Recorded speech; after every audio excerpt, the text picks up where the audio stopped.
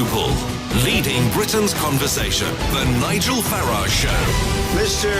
Nigel Farage. Thank you, Donald. Good evening, everybody. Well, in less than an hour's time, members of Parliament will vote on whether to rule out a no-deal Brexit. This despite the fact that 498 of them voted to trigger Article 50, which said very clearly we'll be leaving on March the 29th with or without a deal. And the really big question today for me is, can we any longer actually trust our leaders and our politicians? Do they do what they say? And I'm going to highlight, to begin with, the Prime Minister, because here was the Prime Minister in the run-up to the general election of June 2017, talking to Jeremy Paxman and telling us over and over, using a phrase, in fact, that I coined during the referendum, but telling us again and again that no deal was better than a bad deal. We will be there to negotiate the right deal, but what I have said is no deal is better than a bad deal. We have to be prepared to walk out. So you are prepared to walk away from the European Union with no deal? No deal is better than a bad deal. Absolutely. And let me just tell you... That wasn't exactly my question. Yes. My question was, are you prepared to walk away... By definition, if I'm prepared to say that no deal is better than a bad deal, I want to get a good deal from the European Union. What I don't want is the sort of bad deal that some people are talking about. If you think about it, some people in Europe are talking about punishing us, and that would be a bad deal for us. Some people here in the UK talk as if they're willing to do anything to sign up to a deal with the European Union, and that would be a bad deal for us as well. So we need to negotiate and negotiate hard. to leave the European Union with no deal? As I say, no deal will be better than a bad deal. You are prepared to leave the Yes, European no Union deal. with no deal? I think you can take it, Jeremy. No deal will be fairly better clear, really, than a isn't bad it? deal. Yes, you said that repeatedly. Well, look, she couldn't have been clearer. And she looked into his eyes. She said it with conviction and passion. And, oh, goodness me, I almost believed her. And yet, in under an hour, she's going to be voting to take no deal off the table. And representing her in the House of Commons today was Michael Gove, explaining her position. As a result of the House's failure to agree to the deal that the Prime Minister presented last night, we now face a number of unattractive choices. And it is important that the House realises that all of these choices are less attractive than support for the deal that the Prime Minister negotiated. We can choose as a House to leave without a deal. But there are significant economic, political and constitutional challenges if we do embark on that course, which I will go into in just a second. We could accept a deal, not yet, we could accept a deal less attractive than that which the Prime Minister secured. And as my honourable friend, the member for Harborough, pointed out, it is the case that there are many people in this House who would have us leave the European Union in a way that does not honour the referendum mandate and does not honour the manifesto promises at the last general election.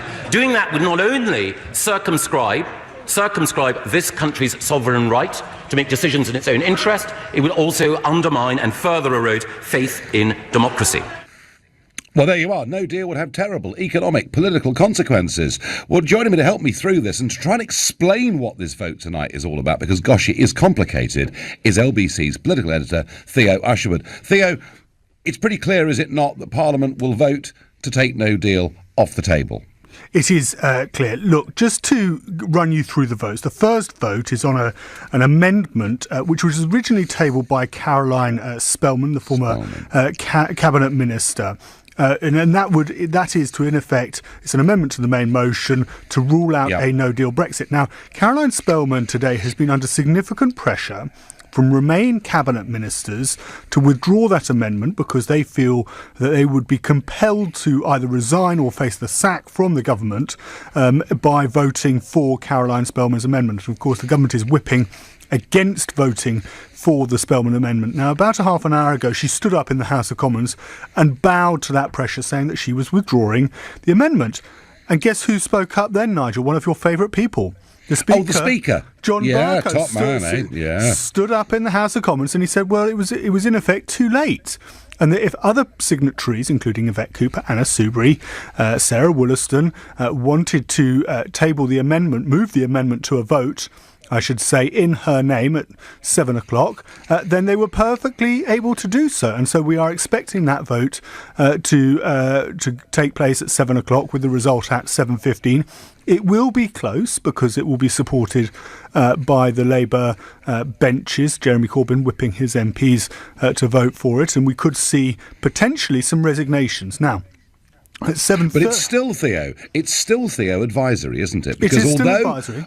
Yeah, I mean, the House of Commons are giving their opinion tonight on no deal, but the legislation is still in place for us to leave, isn't it? Absolutely, and this is a really important point, Nigel, because the only way that you can actually take no deal off the table is to revoke Article 50. Of course, you stood up in Strasbourg in the European Parliament today and urged European leaders, not European, the members of the Parliament, European MEPs, to block any attempt that Theresa May and government officials might have to grant an extension to Article 50. The only way that we can, Britain, that is, unilaterally stop a no-deal Brexit is to hold a vote in Parliament to revoke Article 50, and we do not need the permission of Parliament to do that. 7:30, of course, is a vote on the Malthouse Amendment. Theresa May was under pressure earlier today not to whip MPs to vote against that amendment. She bowed to that pressure, and it will be a free vote on the Conservative side, unlikely to go through. And then at 7:45 we will have the result of the main motion. Theresa May says she's supporting it, but again she is offering Conservative MPs a free vote. Yeah, and looking ahead to tomorrow, Theo Usherwood, that's going to be the vote on whether Parliament wishes to extend Article 50. How are the numbers looking on that? The numbers are looking good for those MPs who want an extension. It's looking like that will go through. But the problem is that, of course, Theresa May then has to go to Brussels and get an extension to Article 50. So what we might see is various amendments tabled by Jeremy Corbyn, who's previously said when it comes to extending Article 50, he does not want it to go on for any significant period of time. He doesn't really want it to go on beyond the summer. Now, of course, Europe would like the extension to be much longer, and I'm sure there's going to be a gap between what Europe is prepared to offer us and what MPs might be prepared to vote for. Yeah, I certainly had that feeling. Theo, thank you ever so much indeed. Well, there you are. Theresa May telling us no deal's better than a bad deal. Now she's going to vote, today to rule it out effectively. And I'm asking you a big question here tonight. Is Parliament and the government now holding the British people's views in contempt? If you think, no, they're protecting us, call 0345 6060 973. Or maybe like me, you think they're actually willfully betraying us, in which case text to 84850. And if you think through this chaos, maybe we need a new leader. Well, I certainly do. Tweet using the hashtag Farage and LBC at LBC. Facebookers, you can comment too. I've got a full switchboard of first-time callers. Archie lives in Petworth. Good evening, Archie. Good evening, Nigel. Are we still living, Archie, in a democracy that represents the views of this country? Well, I think this really would show if there was a second referendum. I think those who believe there's a second referendum, really, that is not democracy. I believe that we should go by the first vote, and I believe that tonight no deal should not be taken off the table. I think no deal is the best situation. And at the moment, especially when we consider it compared to Theresa May's deal. When did you reach that point of view, Archie? I think looking at Theresa May's deal, if it is Brexit at all, it's a very soft Brexit and not my idea of it when the vote came through. And I think that no deal at the moment is the best situation to get through and to do Brexit. That is becoming, Archie, by far the biggest view in this country over all the other options. Thank you. And when I met Monsieur Barnier this morning at 9 a.m, he was wielding the document, but he kept calling it a treaty. And we should remember this. It wasn't just some deal. It was a new European treaty that would have bound us in and that we couldn't have got out of without the agreement of the other side. Stuart in Daventry is a new caller. Good evening, Stuart. Good evening, Mr. Farage. It's good to talk to you. Thank you. Good to talk to you. So how does our representative democracy look this evening to you, Stuart? Well, very, very unrepresentative. Let me say to you, I am so angry. I'm sort of angry and confused, perhaps in equal measure here. Well, no, that's not quite true. I'm really angry, but slightly confused, because I understand that the present legal default position is that the UK does leave the EU on the 29th, with or without a deal, under the provisions of the EU Withdrawal Act, piloted by Mr. David Davis. Yep. And yet we've got this vote in the House tonight. Now, if this isn't legally binding... Stuart, you're not the only person that's confused by this. If this isn't legally binding, and so presumably is only advisory, what the hell is this about? You know, how much of a waste of time is this? How much posturing is this? And what message does this send out to the world from this country? Well, it's a very good question, Stuart. I've done a couple of bits of American media today, and to explain to them that we're having a vote tonight in the House of Commons to take no deal off the table, whilst at the same time maintaining a legislation that keeps it on the table, Stuart, I found it very difficult. So I'm quite right. The default legal position is that we leave on the 29th with or without a deal. It is, although... And yet we've got this window dressing, all this posturing going on in the mother of all parliaments tonight. Yeah, I mean, it looks like games, although, Stuart, what she has in the past said, although she's good at breaking her word, what she has in the past said is she would respect the opinion of Parliament ultimately. We'll see. You're listening to The Nigel Farage Show here at LBC at 6:15, and time for the news headlines with Lisa Rizzi. Well, not just the big Brexit debate again tonight, but also today, the Chancellor, Philip Hammond, today delivered his spring statement, warning us, of course, about the threats of a no-deal Brexit, Eeyore to the end. But how about a bit of good news? The Office for Budget Responsibility released their March forecast, and they said they're predicting 5 more years of continuous growth. They are forecasting 600,000 jobs being added to the economy. They've upgraded their assessment of public finances for the next 5 years and a lower projection for government borrowing. There is some good news out there. Now, a funny one, because we keep hearing, don't we, from Tony Blair again and again and again, and John Major, and they keep popping up saying, revoke Article 50, stop it. Blair pops over to Paris to meet Macron. And there's one person whose name seems to have disappeared completely from British public life. You may not remember him, but he was, until the 24th of June 2016, our Prime Minister. His name is David Cameron. He was doorstepped this morning by Sky News and asked what he thought of Brexit. What needs to happen next is to rule out no deal. That would be a disaster for our country, and to seek an extension, and I'm sure that's what's going to happen next. Should there be a second referendum? I think the Prime Minister... What happened last night is... some people who've always wanted Brexit have voted against it again, and this is exasperating for the Prime Minister, and I think she should feel free to look at other alternatives for partnership deals and the like in order to solve this problem, because you can't go on with a situation where people who want Brexit keep voting against it. Because it's not Brexit, Mr. Cameron. But anyway, isn't it great to have former Prime Minister David Cameron back in the public debate? I bet that's cheered you all up no end. So what is going on? A Prime Minister promising us that no deal is better than a bad deal, and yet in 40 minutes' time she herself will vote to take no deal off the table. I mean, I know it's confusing, but there's a bigger picture here. You know, are we being represented properly by our politicians, or are we increasingly actually being held in contempt by them? Craig says to me, Nigel, who will vote for any party again if they betray the people? I will never vote again. Mark from Maidstone says it's simple. Remove all MPs from their roles, make them redundant, hand all power to the European Union, replace the pound with the euro, remove the monarchy, then the Remainers might be happy. Oh, I'm not sure, Mark. Some would like to go further. Carol says, what an absolute show of contempt for democracy. I am furious. Where's Brexit's legal team? Surely they can do something. Well, ultimately, Carol, you know, the problem we've got here is it's Parliament and government that are in charge of this. I wonder how Barbara, a first-time caller from Wimbledon, feels about this. Good evening, Barbara. Good evening, Nigel. I'm so pleased, but after so many attempts, I have finally managed to get to speak to you. Barbara, Nigel, first of all... You're on LBC. The floor is yours, I promise you.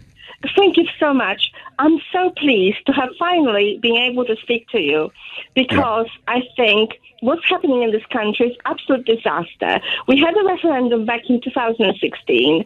It was in and out, very simple question, and we voted out. No deal. No questions, no details about what it's going to entail. We want it to be out, and that's what we want. The public voted to have out. And when I listened this morning to Nick Ferrari show, where he actually spoke to Dominic Grieve, who said that he cannot possibly allow that to happen, I'm saying to Mr. Grieve, you do not represent yourself. You represent your constituents, and we voted to be out. No matter what you think yourself about it, we actually voted you as an MP to carry out our wishes. And Nigel, it was apparent right from the start, back in 2016, after our referendum, the following day, I watched Jean-Claude Juncker on who is the president of the Commission? Is that right? European Commission. Yep. Who said at the time that we have to punish British for voting to leave. It was apparent right from the very first day that we're not going to get a good deal. And Theresa May tried to, for some reason, find a compromise, but how can you find a compromise between yes and no? There's no compromise. You either go left or right. Nigel, Barbara, I couldn't agree with you more. There was a fork in the road. You take one direction or you take the other. You're absolutely right. Barbara, would you go as far as to say that actually what is happening is Parliament is betraying the will of the people? 100%, Nigel, 100%. And I'm so ashamed because we, in the United Kingdom, we have become a laughingstock in Europe.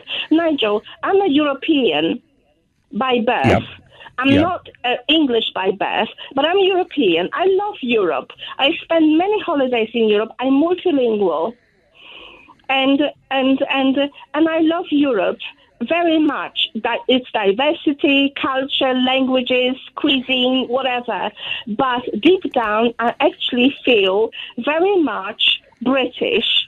And I want the best for this country.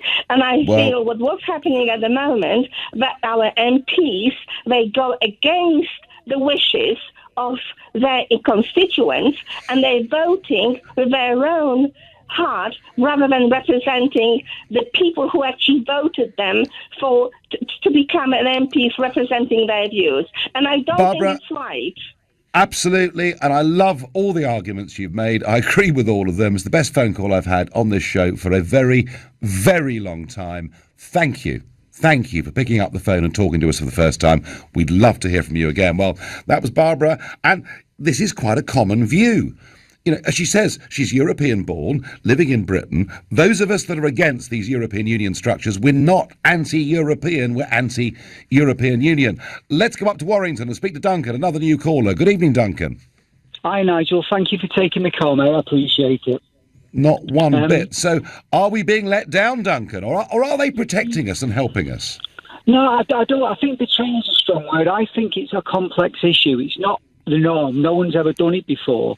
And I think we're learning things about it all the time, and people are quite within the right to change their mind as it goes on. I mean, can you just explain to me what the difference is between Theresa May doing a U-turn on Article 50 compared to you on the 24th of June saying the 350 mil on the bus was a mistake? I mean, I was sorry, Duncan. You got the wrong chap. No, you did. If anyone's out there, if anyone wants to YouTube Duncan, I never ever had a bus with 350 million on it. Boris did, and it was too high a figure. I said it all the way through the campaign. Duncan, thank you. I'm going to move on to William in Dinton, another first-time caller. William, good evening. Good evening, Nigel. So, are Parliament doing a good job on protecting us, or are they betraying our will? Of course not. I don't think they are protecting us in the slightest. I think the Tory rebels who are going against May's deal time after time are actually the people are actually representing the people, and are not being subjected to the chief whips. But I mean, some people, William, including David Cameron, who we heard from a few minutes ago, they see them as wreckers because they say, well, you wanted Brexit, so why are you voting against this treaty? Well, the reason why people are voting against this treaty is because they don't want to be in Europe and not be in Europe at the same time, which is essentially what Theresa May's deal is discussing. Yeah, it's sort of Brexit in name only. We're sort of out of bits of it, but back into other bits of it. How disappointed do you feel, William, by all this? I'm extremely disappointed. I've been a Brexiteer for a long time. My old headmaster used to be a UKIP MP, being Philip Fawkes. Yeah. But the problem with Brexit currently is it's making a lot of people disheartened because we're hearing from media telling us time after time that Brexit's a shambles, Brexit's this, Brexit's that. It's never a good news for Brexit, whereas there are other benefits to it, which are never being discussed, and we are always being told these lies of people weren't educated enough in the vote. William, are you feeling down about it to the extent that you perhaps would never vote again, or is there a greater sense of anger that says to you we've got to fight back in some way? Well, me voting doesn't change much, considering my MP is the Speaker of the House, so I don't vote anyway, as there's no point to it, because I don't have a voice in Parliament anyway. Yeah, difficult for you. William, thank you for your call. You're listening to the Nigel Farage Show here on LBC. It's 6:30 and time for the news with Lisa Aziz. So the withdrawal agreement, the new European treaty, lost by 149 votes last night in the House of Commons, and the attention, first thing this morning, was back to here in the European Parliament in Strasbourg. I met Monsieur Barnier at 9 o'clock this morning. He came into the room clutching the treaty document, which he seemed to sort of hold for the whole of the day. He did not look happy. Well, of course he wasn't, because the British Parliament last night had voted not to give him 39 billion, at least for now. He wasn't happy at all. He then went into the European Parliament, and all the speculation today here in Strasbourg has been they expect the British government to want to apply for an extension. The question is, how long will the extension be? Would it mean Britain participating in the European elections? How much would it cost, of course? Fairly important question. And what would the British be promising? You know, would they be saying, please extend because we just need to extend because we're in trouble? Or in the end, are they going to try and extract from Mrs May the promise of a second referendum? This was Michel Barnier at 10 o'clock this morning in the European Parliament. They have to tell us what it is they want for our future relations. What will their choice be? As you said, Madam Minister, what will be the clear line that they take that has to be answered before a decision really on a possible further extension? Why would we extend these discussions? Because the discussion on Article 50, that is done and dusted. We have the withdrawal agreement. It is there. And so that is the question asked, and we are waiting for the answer to that.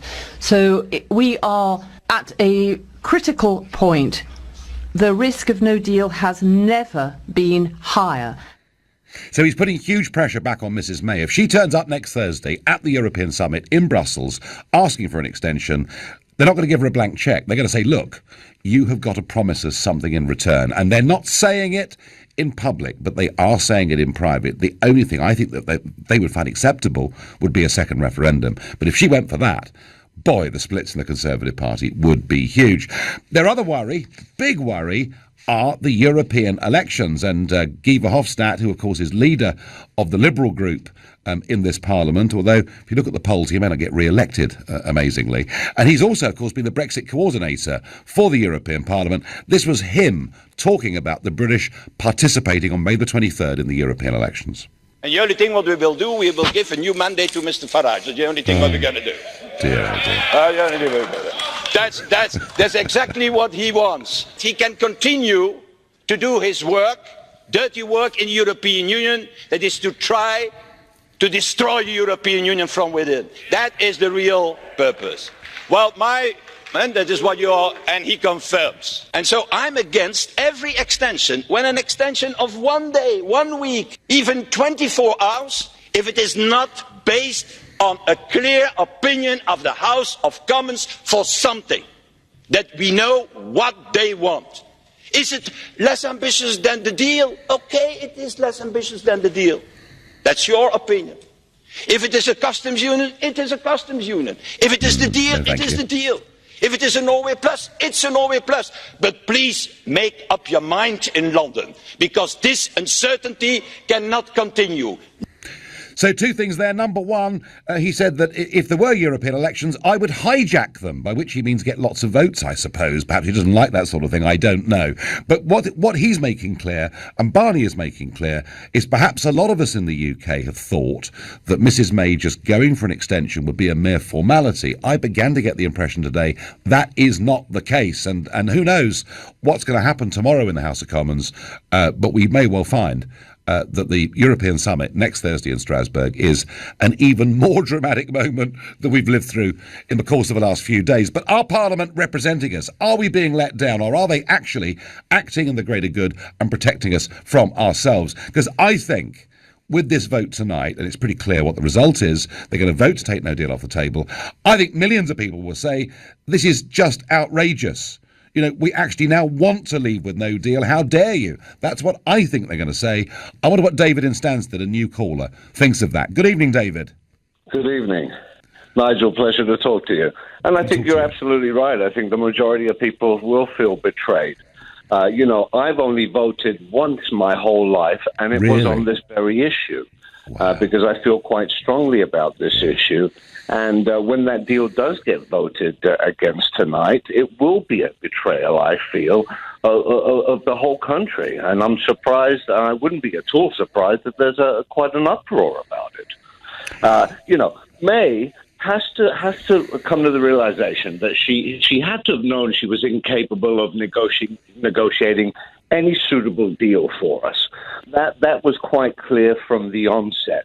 So she should have put some measures in place, realizing that we were going to exit on the 29th, have some measures in place to go to WTO terms and go down this road that was quite clearly inevitable from the get-go. Yeah, and David, I've been pushing this Article 24 of the GATT Treaty, which would be a very gentle way of doing it, that would mean there'd be no increase or decrease in tariffs with the EU for the first 2 years, and yet they've chosen not to do it, David. All of which makes me think, whatever she said at that general election, and you heard the clip at the top of the show, David, she didn't really mean it, did she?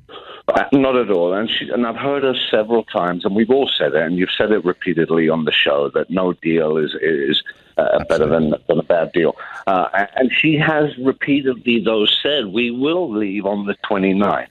So, referendums and so forth, that ship sailed. There's absolutely no point. Even if you were to have one, you could certainly end up with the same outcome. Then what? Then we're in exactly the same boat.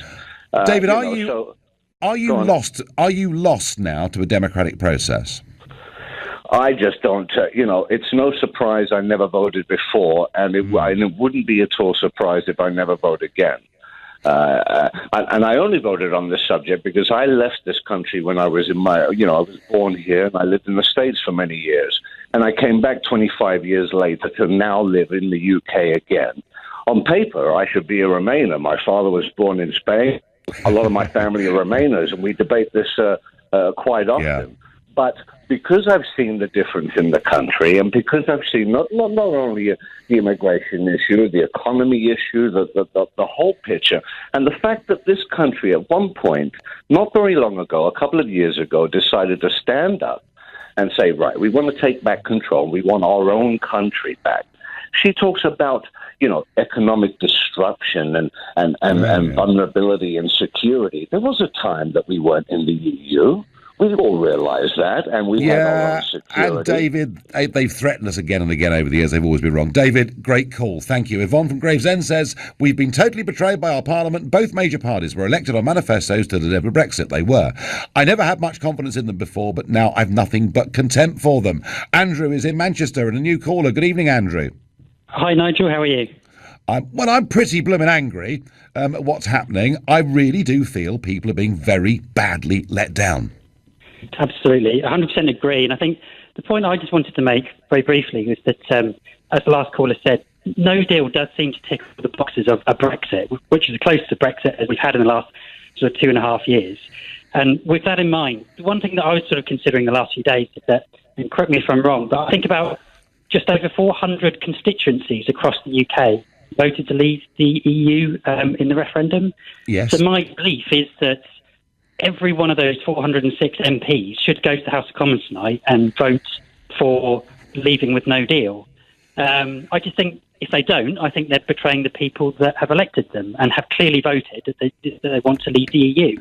And I honestly think that no deal ticks all the boxes of our Brexit, i.e., I agree. No deal is Brexit, Andrew. I think that's the point you're making, and I agree with you. And yet we get this constant diet of negativity.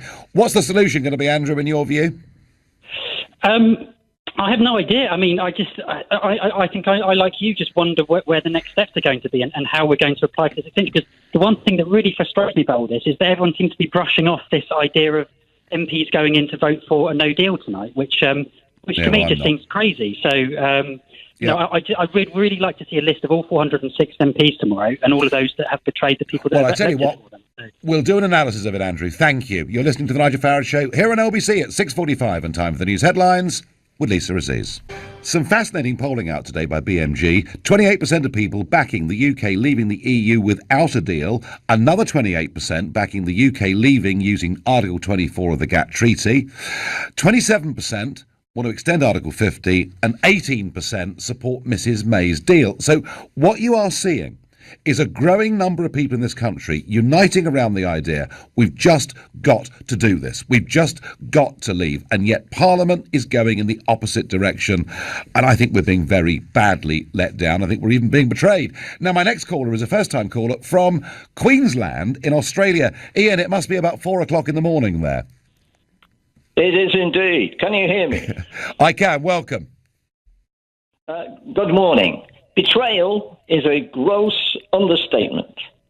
These bunch of traitors in the House of Commons are only there because they want to remain. Theresa May wanted to remain from the start. That was the major mistake that was made.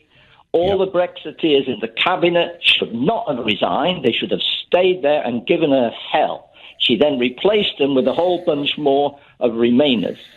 Queensland is an appropriate word for where I live. I left 10 years ago. For 40 years, I hadn't voted. I couldn't vote in this Brexit because I emigrated. And the reason I emigrated because of what you're seeing now. You're seeing a complete traitorous betrayal of the people whereby Parliament never, ever listens to them. They just want to do their own thing and steal the money by pocketing lots and lots of expenses, etc. And I believe what is necessary now is we need to petition the Queen. Never mind whether she can actually get involved. We need to inundate Buckingham Palace's website with a one-liner developed by your good self or somebody similar saying, we need you to tell Parliament that they must respect the people. Never mind me, the Queen, as it were. You must respect the will of the people. And at least if that happened with this inundation of emails and this movement, if you like, maybe they might have the guts to leave. Well, Ian, I'm not sure that would work. I understand the logic behind it. I just think we need different people. I think we need new people in Parliament, fewer careerists. Ian, we're not going to give up. We're going to fight on. We're going to win this in the end, Ian. You do realise that, don't you? I sincerely hope so, because it's very, very, very important. These buggers are trying to stop us leaving. They have. I know. And I tell you what, for 4 o'clock in the morning, you're certainly on fire. Ian, thank you. David in Staveley is another new caller. Good evening, David. Good evening, Nigel, and good evening to your listeners. I just want to agree really with your previous caller and many others this evening.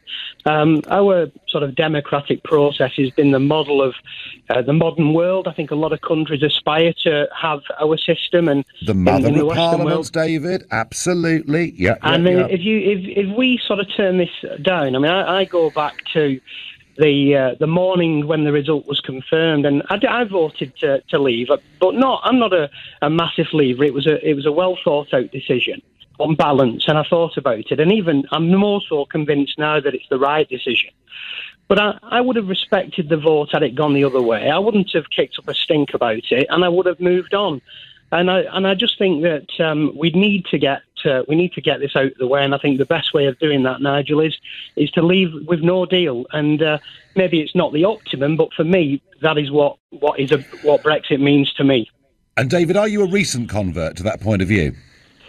No, when I sort of looked into it, I thought leaving meant leaving in all its sort of ways, really. I didn't think about deals and no deal. I just thought the idea is to come out completely and then actually think about what sort of an arrangement we want to have going forward. So on the 30th of March, we start a negotiation and we get a really good deal with the EU. But I think that's what you've got to do. You've got to break free to actually move forward. And I have to say, I've been really disappointed with Parliament. And I originally hail from the Greater Manchester part of the world, which is very much Labour heartland.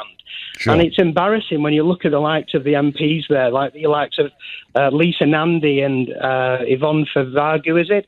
All sort of not running with what their local constituents want. It's a big problem for Labour in the North. Big problem for Labour in the North. It really, really is. David, I thank you for your call. Tom says the country is seething with anger and that MPs will be deselected in their hundreds. Well, Tom, we'll see. Depends, doesn't it? Is this anger short-term? Does it persist? Tough to say. Tom is calling from Beckenham. Another new caller. Good evening, Tom. Good evening, Nigel, and thank you very much for taking this call. And this is something I wouldn't normally do. Okay. All I have to say is I'm perplexed. It's not whether you voted to remain or whether you voted to stay, but it's the way it's gone about how these MPs have done this. They're going to take a vote this evening, and the outcome of the vote could be that the next time they go to the EU to negotiate, they're going to send a person into the room with their hands tied behind their back. Absolutely. And they're going to try to make a deal with someone saying, take your best punch, because I have to take this punch and I have to go back to my country and say, these are the bruises, you have to deal with them. But the most interesting thing about this is that throughout the history of Parliament, or through my lifetime, MPs have always been told these are the best people we can get for the money we provide them. A nice 70 grand a year. And if this is really the best people we have to provide the service for our future, help me out. I tell you what, they're pretty low grade, many of them, aren't they? And of course, and they really are. But they're motivated, you see, by wanting to have a career, by getting re-elected, and that's what matters to them, Tom. Unfortunately, I do happen to know a number of MPs in the past and one or two in the present. And there's an old saying that once they enter through that portcullis, they change. There's scaffold to climb, and they want to climb that scaffold come hell or high water. In your experience, Tom, in your experience, the people that you know that have become MPs, have they really changed? They do change. It's surprising when you meet them on the night they've been elected, and you meet the managers and everybody that's talked about what they're going to do and how they're going to move forward. And we're going back to the 70s of the LPYS, the Labour Party Young Socialists, the Tribulites. They had a vision. Mind you, the way they did it was a little bit weird, but they did it.